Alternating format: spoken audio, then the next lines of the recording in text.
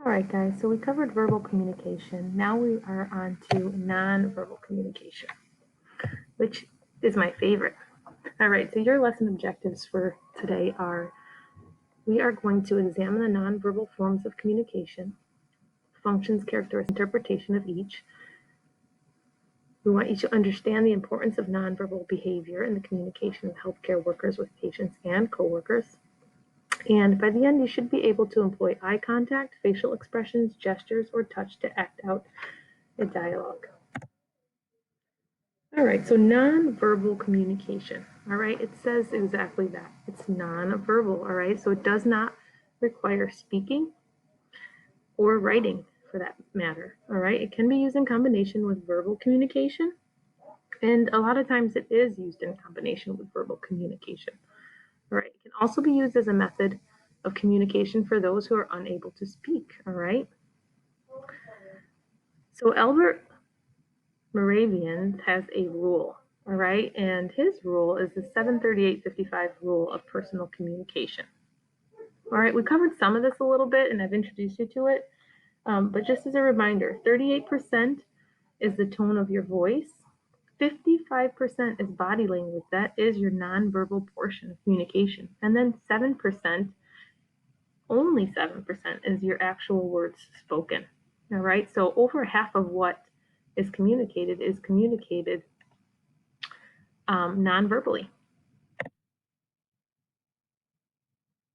All right, so nonverbal communication can promote patient satisfaction and build relationships between coworkers.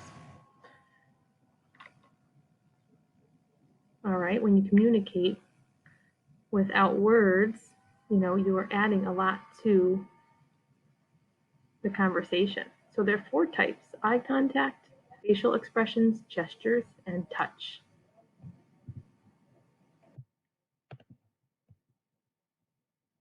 Eye contact. All right, so eye contact is important because it lets others know that you are paying attention, all right, that you are focused in on what they're saying and that you care. It often initiates good communication. And it means that you're offering respect, a willingness to learn, right? And it often helps keep communication open. All right, if you're not looking at the other person, it can show that either you're not interested, you wish to avoid, you're suffering from anxiety, or that you might have a lack of confidence. All right, so eye contact can actually show somebody that you are confident and willing to communicate. All right, so just kind of keep in mind that we've done a lot of personality typing, and introverts can tend to struggle a little bit with eye contact. All right, and for extroverts, it can be a little bit easier just because they're more outgoing and they're more comfortable interacting with people. So, if you are introverted, I am, you might just have to really work on this one, all right? And you don't want to be weird or maintain eye contact for too long. It's appropriate to kind of look away here and there. So you don't want to appear like a creeper, but you do want to maintain a decent amount of eye contact because it is going to actually help the communication process, okay? So some of us have to work on that more than others. Facial expressions. All right, so facial expressions are one or more motions or positions of the face. So some examples are smiling, raising your eyebrows, wrinkling your nose.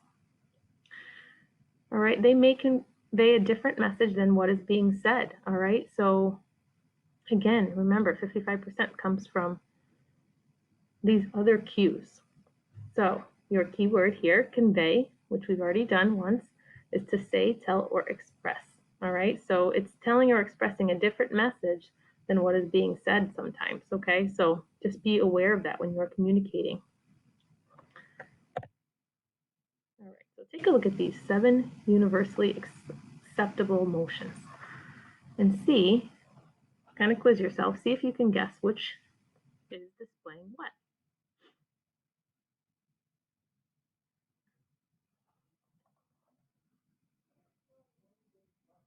All right, now let's see if you were right. Let's get this out of the way for you. All right, so we have joy is the first one, right? That one's pretty easy, right? Surprise, right? This one, contempt, like, meh, or I see you guys type meh, all right? That's kind of like, okay. A little indifferent. Sadness, all right? He was sad. No, she's just mad. Anger, fear, and disgust, all right? So these are pretty universal. Everybody can typically relate to these facial expressions and use them. All right, gestures. All right, here's another one of your terms. So gestures are motions of a part of the body to express feelings or emotions. All right, so this is your body language.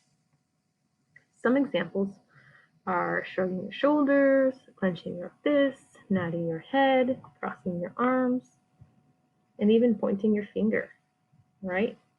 Throwing a peace sign, thumbs up, okay? All of those are examples of gestures. And this, if you take a look at this person on the right-hand side, they're communicating a lot just from their facial expressions, but as well as their gestures, right? Their bodies, their hands are on their head, and if you had to guess, you would guess that she's in some pain, right? Her head is bothering her. All right, touch. So touch can convey caring, warmth, concern, and tenderness, right? It can also convey anger, rejection, and distaste. All right, so depending on the way that you are using touch, it can certainly portray a different emotion. Okay, so some examples of healthy touch would be gently placing your hand on someone's shoulder or holding their hand, or as you can see in this picture, she's gently just putting her hand on the other person's hand. Okay, so that is going to show care, warmth, concern, and tenderness. All right, versus a rough touch, right? We're obviously conveying anger, rejection, and distaste.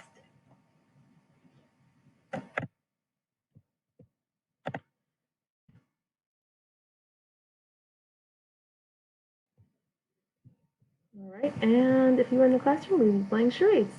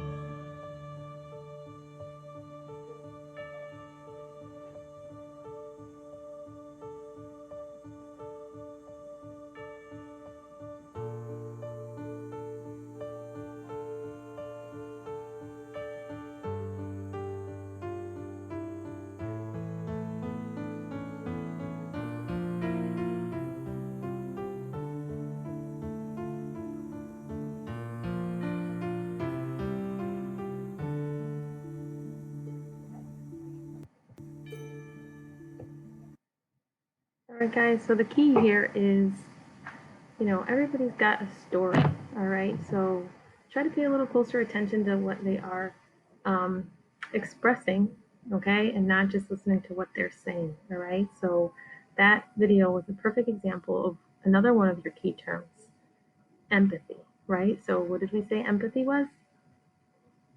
Quizzing you now? All right, so it's being able to identify with another person's thoughts or feelings or situations, all right? Remember, it's different from sympathy. You're not sharing, but you're just putting yourself in their shoes so that you can identify and understand what they're going through.